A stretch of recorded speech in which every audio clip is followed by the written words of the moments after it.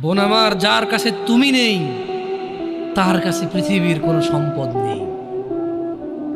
বোন আমার, 12 বছর 15 বছর বয়সে তুমি কেন বিবাহের পূর্বে আরেকজনকে তোমার শরীর ধরতে দাও? আর যুবক ভাই আমার, কি বলিস কি তুই? এই পৃথিবী আর পৃথিবীতে যা আছে এর চেয়ে মূল্যবান হচ্ছে এই মেয়েটা।